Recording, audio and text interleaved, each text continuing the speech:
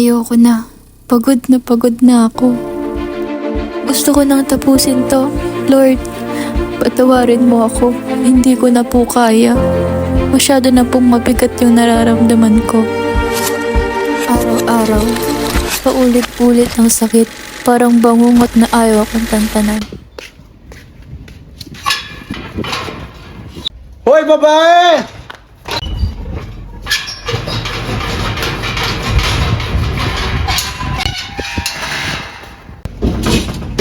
Hoy, Christine, wala kang pagkain dyan?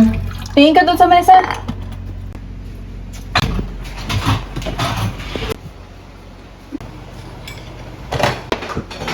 Bakit ka ng pagkain?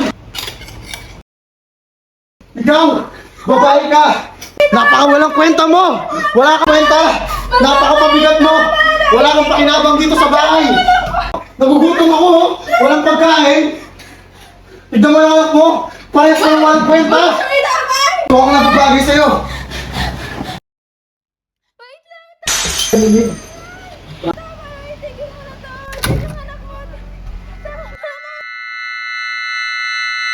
Araw-araw na lang, parang bangungot kahit nasa bahay. Gusto ko na lang tumakas, umalis sa lahat ng to. Buti pa sa school, andun si Louie, ang tanging pahinga ko. Ang boyfriend kong nagbibigay ng kahit kaunting liwanag.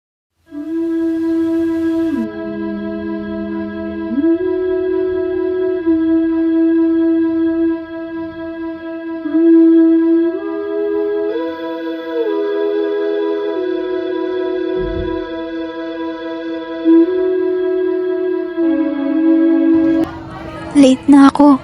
Kailangan ko na magmadali.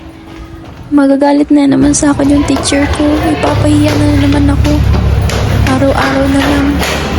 Kahit wala akong ginagawa, ang sakit ng mga salita. Okay lang. Nandyan naman si Louie.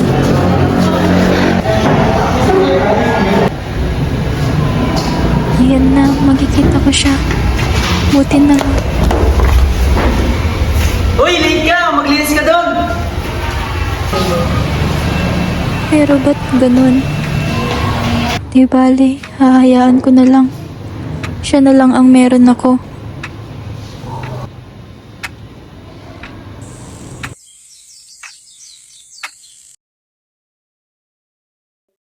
Bakit ganyan pwesto nyo? Go back to your proper place. Ikaw ano? Rumis Andy. Bakit ganyan yung store mo? Ano to? Bagsak ka na naman? Hindi ka naman ganito dati ah. Ano? Nabubobo ka na ba? Sorry po, ma'am. Ayoko na. Ang sakit. Nasaan na pa si Louie? Kanina ko pa siya hinihintay.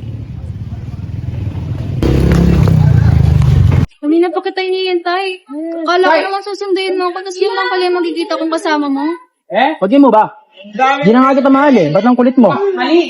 Sawang-sawa na ako sa ugali mo. Di ba naging tanner na ang bago? Tara na nga, iwanan natin to. Lahat na lang na mahal ko sa buhay iniiwan ako. Wala nang magandang nangyayari sa buhay ko. Okay ka lang ba? Huwag kang sumuko. Kumapit ka lang sa Panginoon.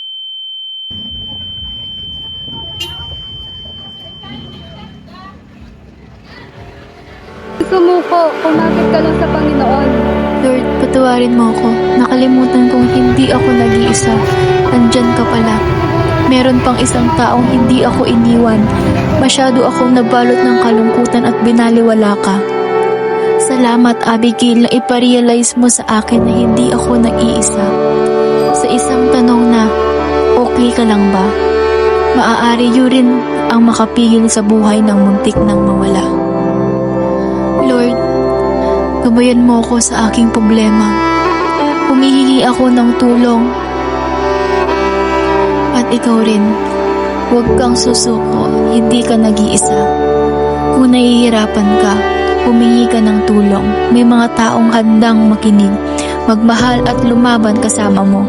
Kahit sa pinakamadilim na oras, may liwanag pa rin. Huwag kang bibitaw.